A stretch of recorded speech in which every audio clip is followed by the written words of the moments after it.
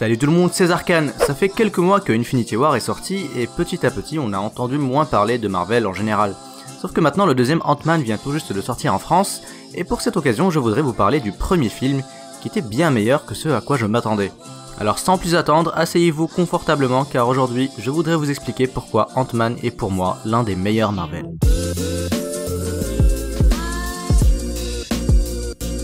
Bon, juste avant de commencer, je voudrais mettre au clair un petit truc, ou plutôt l'argument de certaines personnes pour lesquelles Ant-Man ne peut pas être un bon film parce que Ant-Man c'est un super-héros nul.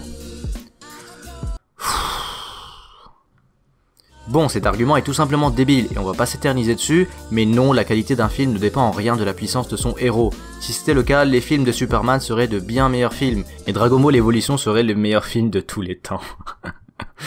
LOL.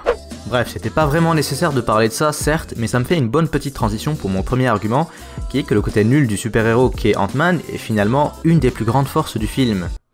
Enfin je veux dire, dans les Avengers, on a quand même littéralement un dieu de la foudre immortel, un gros tas de muscles à qui rien ne résiste, et on a Ant-Man qui peut devenir tout petit.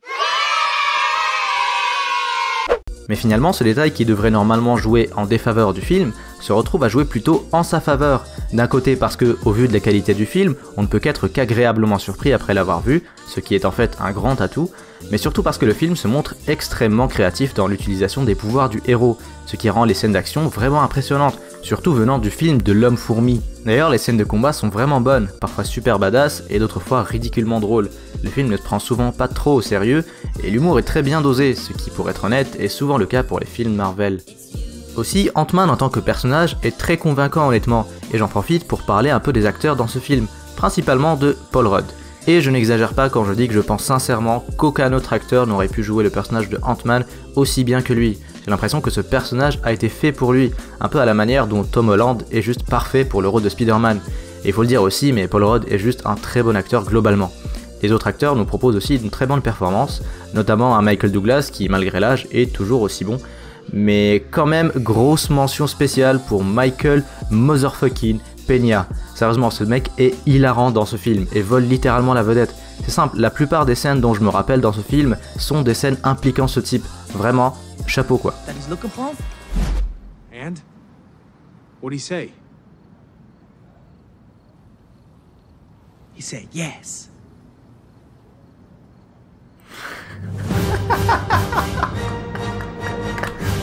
En fait, acteur à part, le film est juste bon, notamment grâce à une superbe réalisation. Et justement, parlons de ça quelques instants. Le film a été dirigé par Edgar Wright, un très bon réalisateur, un peu méconnu, mais extrêmement talentueux. Ce mec est à l'origine de films comme Scott Pilgrim, la trilogie Shaun of the Dead, Hot Fuzz et Le Dernier Pub avant la fin du monde, ou plus récemment l'excellent Baby Driver. Ce réalisateur est l'un des plus créatifs et inspirés que je connaisse, et ses films sont très mémorables, même si certains n'ont pas si bien marché que ça, comme ça a été le cas pour Scott Pilgrim, qui a été plus ou moins un flop. Bref, donner le projet à Edgar Wright était en fait une très bonne idée, puisqu'il faut le dire, mais Ant-Man, avant d'avoir son propre film, n'était pas un super-héros vraiment populaire. Et de ce fait, la seule marge qu'avait le film, c'était que ça soit un bon film. Et ça a plutôt bien marché. Des scènes aussi créatives que celle-ci, ou des scènes d'action aussi ridiculement drôles que celle-là, ça montre à quel point un réalisateur peut influencer la qualité d'un film, et ce, indépendamment de l'histoire ou du personnage principal. Et ça ne fait encore une fois que prouver le talent d'Edgar Wright. Sauf qu'en fait non, je vous ai un peu menti. Si vous faites une petite recherche, vous verrez que le film est en fait réalisé par Peyton Reed, un réalisateur que je ne connais pas du tout. Bon, voyons voir, qu'est-ce qu'il a fait lui déjà? Yes man. Bon, passons. En fait, Edgar Wright a quitté le projet lorsqu'on lui a imposé le fait que Ant-Man devrait absolument faire partie de l'univers cinématographique Marvel, ce qui à la base n'était pas vraiment prévu, et je pense que ce changement a impacté négativement la qualité globale du film. Attention, je ne dis pas que Peyton Reed est un mauvais réalisateur, pour la simple raison que je ne connais pas vraiment son travail. Cependant, changer de réalisateur au milieu du tournage d'un film, c'est pas terrible, et je pense que ça a un peu déteint sur le rythme et l'identité du film.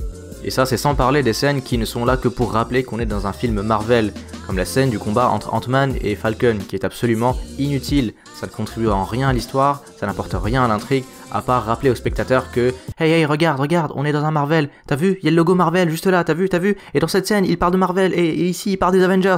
Voilà, il y en a quelques-unes de ces scènes dans le film, et généralement ça paraît juste un peu forcé. Bon, à part peut-être cette scène-là.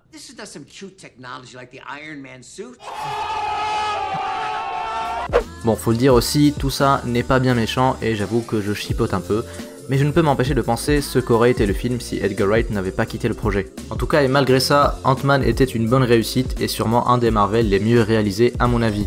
Et d'ailleurs, le deuxième volume, intitulé Ant-Man et la guêpe, est déjà sorti. Je ne vais pas me prononcer sur ce film, vu que je l'ai pas encore vu.